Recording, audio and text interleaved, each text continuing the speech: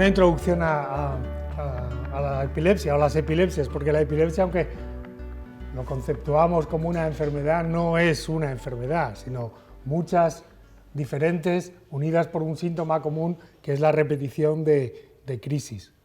Y la mejor metáfora que yo creo que se ha creado para esto es la del río de la epilepsia, es decir, hay muchas circunstancias que pueden acabar en epilepsia, que es la repetición de crisis.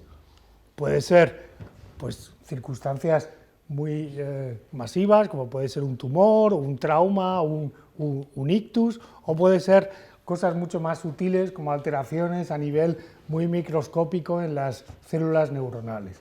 Lo que está claro es verdad, que todo ocurre en el cerebro ya como se encargó de descubrir Hipócrates. Y lo podemos describir como una tormenta cerebral que realmente invalida ciertas funciones cerebrales. Es decir, la epilepsia es un conjunto de enfermedades que comparten tener crisis y afectar al cerebro de alguna manera. Pero, aunque la epilepsia sigue estando desde que tenemos cerebros con patas circulando por este mundo, porque eso incluye también todos los animales que tienen cerebro, realmente nuestro concepto de qué es ha ido cambiando con los años y ha cambiado tanto que en el 2014 ha cambiado muchas cosas y es de lo que les voy a comentar. Hasta ese año solo se podía diagnosticar epilepsia cuando teníamos 2 o más crisis separadas al menos más de 24 horas, pero tenía que haber una segunda crisis. Esto ha cambiado ya. Ahora se puede diagnosticar con 2 crisis no provocadas o reflejas en más de 24 horas, esa es la definición tradicional, o con solo una crisis si el riesgo de que vuelva a ocurrir es similar al de tener 2 crisis, que se estipula en un 60% en 10 años. Esa es la definición que tenemos actualmente de epilepsia. Esto va a cambiar mucho, porque antes necesitabas la segunda crisis para ser diagnosticado. Ahora ya con la primera y con pruebas que demuestren que tu riesgo sigue siendo elevado, por ejemplo, en neuroimagen, la resonancia, el TAC, tienes una anomalía que provoca crisis, eso cuenta también. O un electroencefalograma muy patológico que te diga, mira, esto va a volver a repetir. O tengas un síndrome epiléptico realmente conocido. ¿Cuándo se cura la epilepsia? ¿Cuándo es la resolución de la epilepsia? Eso también está controvertido y ha habido nuevas normativas en este año 2014, con la definición de lo que ellos llaman epilepsia resuelta. Es cuando tienes un síndrome dependiente de la edad. Es decir, las epilepsias, hay algunas que se curan, se autocuran. ¿Por qué? Pues porque vienen delimitadas por lo que es el crecimiento cerebral. Y una vez pasa esa fase en que tu cerebro es vulnerable, no tienes por qué presentar epilepsia. ¿Qué pasa con las epilepsias rolándicas, que antes se llamaban benignas, ahora se llaman autolimitadas? Porque si tienes 30 años ya no puedes tener ese diagnóstico, porque ese diagnóstico solo ocurre en determinados momentos de la edad. Tienes que estar libre de crisis por 10 años, de los cuales 5 últimos sin medicación. De esa manera, si alguien tiene una crisis después de este periodo, será muy difícil establecer un vínculo con las crisis previas. ¿Vale? Estas cosas han cambiado e influirán mucho nuestra práctica clínica y la forma que tenemos de ver a los pacientes. Este es el esquema diagnóstico que seguimos pues, para diagnosticar la epilepsia. Primero que tenemos que son crisis, es lo que llamamos semiología ictal. ¿Qué es lo que hace el paciente? Pues mueve este brazo, mueve la boca, tal. Después vamos a ver el tipo de crisis, conceptualizamos esa información que se nos da en un grupo de crisis y luego tratamos de englobarla con el resto de información que tenemos, qué edad tiene, cómo son las anomalías en el electro, etc. Eso es lo que se llama un síndrome.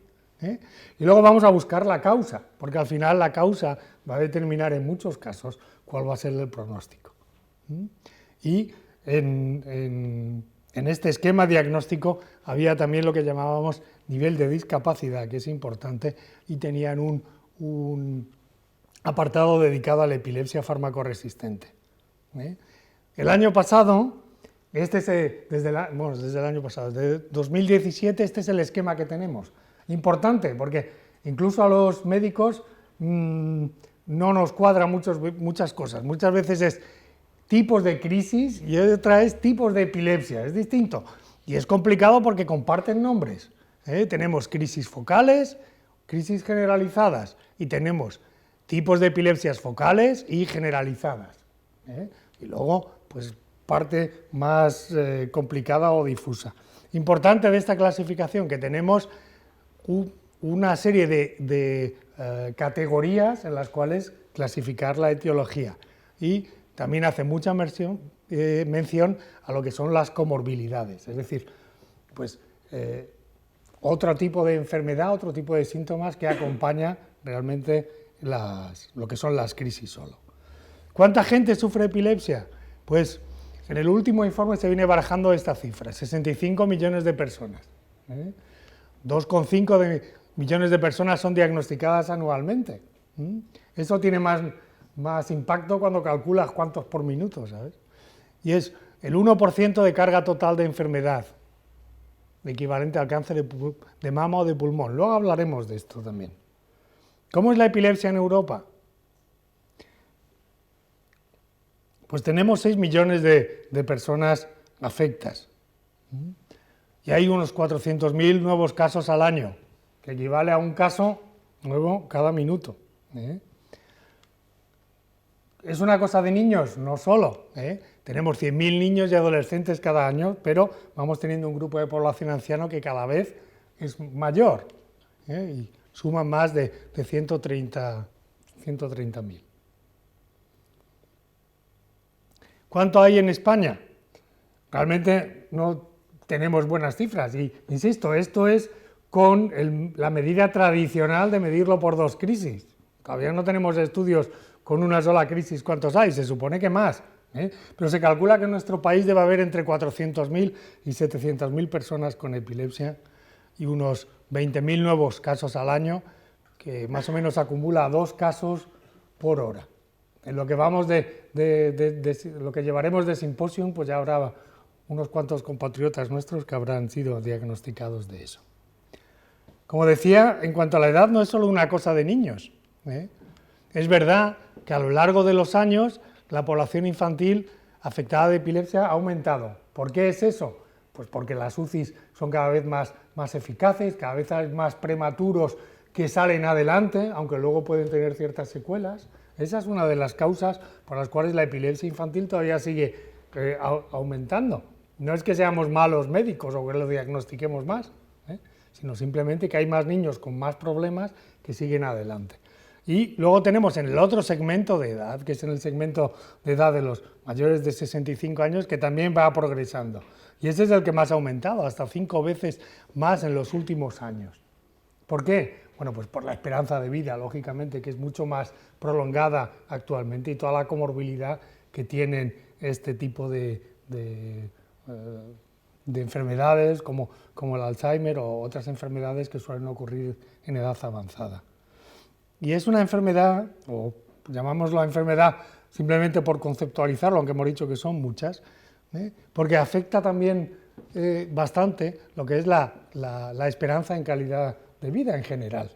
Yo digo que puede tener muchos distintos desenlaces la epilepsia, pero en términos generales es una enfermedad que puede ser causante de muerte. Y, pues, hay cosas ahí que luego podemos discutir, como la muerte súbita en epilepsia y demás. Entonces la tasa de mortalidad está elevada y el riesgo de comorbilidades que reducen la calidad de vida también está elevado. Y estos son datos del último informe sobre la carga de las enfermedades neurológicas en los seres humanos. Está en el número 5, la epilepsia. Y yo digo, está en el número 5, pero realmente los datos son mayores. ¿Por qué? Estos son el 2, el 3 y el 4, migrañas. Bueno, hay algo que sí que conocemos, que es una de las comorbilidades de epilepsia, es decir, tienes más probabilidades de tener epilepsia también si tienes migrañas. Lógicamente, si tienes demencia, todavía mucho más, porque hasta un 20% de los pacientes con Alzheimer pueden tener epilepsia también. La meningitis, una de las secuelas que deja, aparte del daño cerebral, es también epilepsia. Y el número 1, que es el ictus, pues lógicamente deja con mucha facilidad lo que llamamos la epilepsia vascular. De tal forma que la epilepsia como enfermedad a lo mejor está en el número 5, pero la epilepsia como forma repetida de crisis está en muchos más trastornos, en muchos más pacientes de los que medimos. Y ya para terminar, efectivamente se trata de un trastorno multidisciplinar. No podemos estar solo fijos en una sola cosa y pensar, bueno, esto es la epilepsia porque yo me dedico solo a trompas, ¿no? O esto es la epilepsia porque solo me dedico yo a Realmente necesitamos una visión global y para esto ayuda este tipo de reuniones multidisciplinares. Y nada más, eso era todo lo que quería decirles. Muchas gracias por su atención.